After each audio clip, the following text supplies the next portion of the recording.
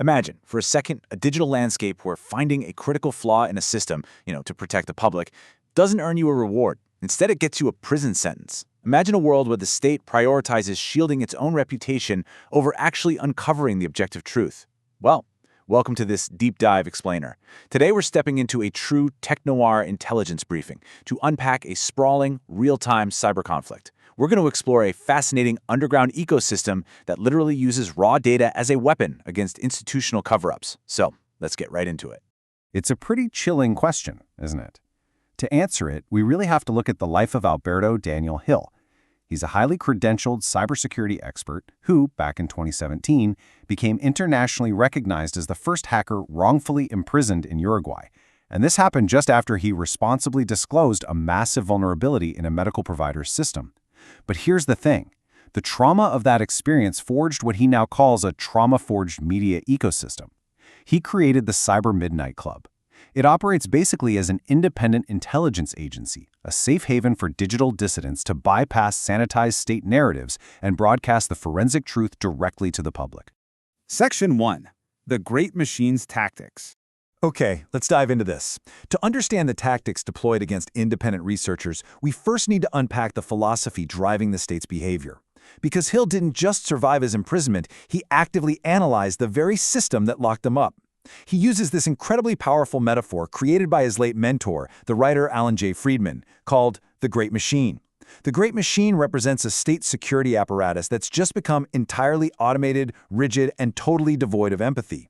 When a high-profile cyber incident happens, the machine isn't looking for the complex technical truth. No, it demands a processed body, a scapegoat, just to justify its budget and calm the public down. During his 2017 Operation Bitcoin's case, the machine selected Hill as its perfect technical sacrifice. It wasn't about justice at all. It was purely about narrative control. Section 2. Exposing the gov.eth fabrication. Now, you might be thinking a high-profile wrongful imprisonment would force a system to change, right? Actually, the Great Machine just upgrades its tactics. Following this bizarre trajectory, we see Hill framed in 2017, only to be invited back in 2024 to literally advise on Cyber Law 2032-7. But then, from early 2025 all the way through to today, as Hill began actively challenging the official state narrative around massive identity breaches, he suddenly found himself targeted all over again by the exact same institutions he was advising. And this brilliantly illustrates how those tactics evolved. As Hill ramped up his independent investigations, state actors desperately needed a pretext to monitor him. So what did they do? They artificially planted his email address into fabricated docs databases linked to fake threat avatars named GovEth and Vladi. By manufacturing this totally fake connection to supposedly dangerous cybercriminals, the state attempted to justify ongoing, unwarranted surveillance against the legitimate researcher. It's a massive smear campaign, and it's one that Hill is still actively dismantling today through CyberMidnight. Section 3. Pampa Leaks and Coerced Confessions. This systemic intimidation really reached a boiling point during the 2026 Pampa Leaks crisis. This was a total disaster where the Intel2 UID identity system completely collapsed, exposing 8 gigabytes of highly sensitive citizen data. And the cause? A simple, hard-coded API key vulnerability. The state was desperate to hide its gross negligence. So what does the machine do? It finds a new process body.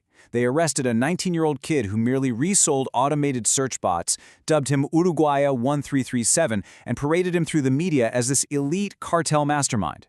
And to make matters worse, corporate intelligence firms like BCA Ltd. Manufactured a completely fake cyber threat group called Ex-Presidents. By artificially inflating public panic through traditional media, these firms were able to swoop in and sell $29,000 annual monitoring contracts to the state. It's literally the business of fear.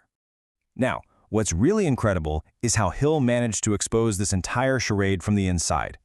Looking at raw Telegram logs from Hill's direct, encrypted communication with the actual operators of Pampa Leaks, the operator confirms the state uses a coercive interrogation tactic called La Psicológica. They explicitly describe authorities threatening and blackmailing young suspects, completely stripping away their sense of control, right up until the terrified teenager confesses to whatever mastermind narrative the state wants to print in tomorrow's papers. And honestly, reading through those communications resonates deeply with Hill. He connects this 19-year-old's ordeal directly back to his own nightmare. Hill recounts how, during his 2017 interrogation, police literally turned on his powered-off Samsung Galaxy S7, demanding a PIN he refused to give. In doing so, they destroyed the chain of custody and completely contaminated the evidence. It's clear proof that the Great Machine is relentlessly repeating its cycle, defaulting to a protocol of silence, covering up its own vulnerabilities, and criminalizing curious youths. Section 4. Radical Transparency in Action. But Hill didn't just sit back and document the problem. He built a mechanism to fight back. The antidote to all this forensic theater is a concept Hill calls radical transparency. See, while traditional media relies on sanitized PR statements from the state, the CYBERMIDNIGHT CLUB uses raw dark web telemetry and immutable cryptographic proofs. When Hill posts a public statement, he uses a PGP signature, pretty good privacy. This acts as a mathematical, unbreakable proof of identity and accountability. It's an empirical validation that completely bypasses state censorship and institutional bias. This perfectly captures the battlefield of competing realities we're dealing with. On one hand, you had the official institutional narrative pushing wild claims of sophisticated cartel hacks and a mastermind teenager, which is just lapped up by uncritical media. But on the other hand, CyberMidnight enforces the forensic truth: an exposed hard-coded API key, a scapegoated 19-year-old reseller, and cryptographic counter-dossiers. By forcing these two realities side by side, Hill strips away the state's narrative laundering and practically forces top-tier media outlets to actually report on the empirical reality of the breaches they were ignoring. Section 5. The Asymmetric Playbook.